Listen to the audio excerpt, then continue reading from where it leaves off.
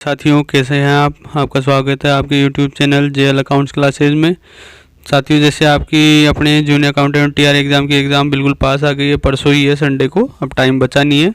लेकिन क्या है, अपने कुछ साथियों की बड़ी क्वेरीज आ रही थी, थोड़ा सा उनको कन्फ्यूज़न हो रहा था कि भाई डेपुटेशन और रिवर्स डेपुटेशन में जो अपना क्या डिफरेंस है या क्या अमेंडमेंट हुए हैं उसमें। तो उसके बारे में मैं छोटा सा एक शॉर्ट आपका वीडियो बना देता हूँ जिससे आपका डाउट क्लियर हो जाए।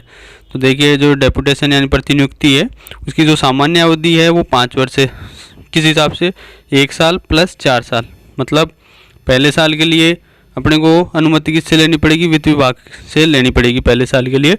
उसके बाद 4 साल इसकी वृद्धि कौन कर सकता है? प्रशासनिक विभाग, मतलब एडमिनिस्ट्रेटिव डिपार्टमेंट जो होगा वो 5 साल मतलब 4 साल और बढ़ा सकता है। इस हिसाब से 5 साल अपने सामान्य अवधि हो जाएगी।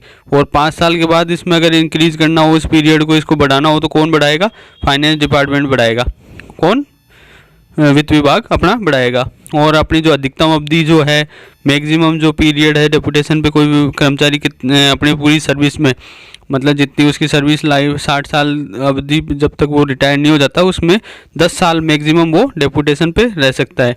और जो 2 डेपुटेशन की अवधि पीरियड होगा, 2 प्रतिनियुक्ति अवधि होगी, उनके बीच में 3 साल की पैतृक विभाग में सेवा अनिवार्य है। मतलब 3 साल उसको सेवा करना अनिवार्य है। पैतृक मतलब अपने पैटर्नल डिपार्टमेंट में बीच में 3 साल की सेवा करने के बाद वो वापस डेपुटेशन पे लग सकता है 5 साल की सेवा करने के पश्चात। फिर अपन बात कर लेते हैं विपरीत प्रतिनियुक्ति यानी रिवर्स डेपुटेशन की। तो इसमें भी सामान्य अवधि कितनी है? वही 5 साल है, 1 + 4।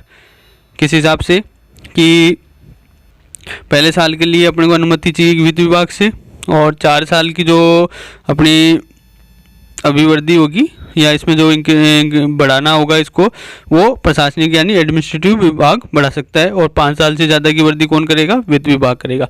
तो डेपुटेशन और रिवर्स डेपुटेशन में ये तीनों चीज़ें सेम है, इनमें कोई अमेंडमेंट नहीं है, ये दोनों सेम रहेगी कि 5 साल है, 1 साल वित्त विभाग की अनुमति चाहिए पहले साल के लिए, 4 साल प्रशासनिक विभाग बढ़ा सकता है, और 5 साल के बाद की वृद्धि वित्त विभाग करेगा।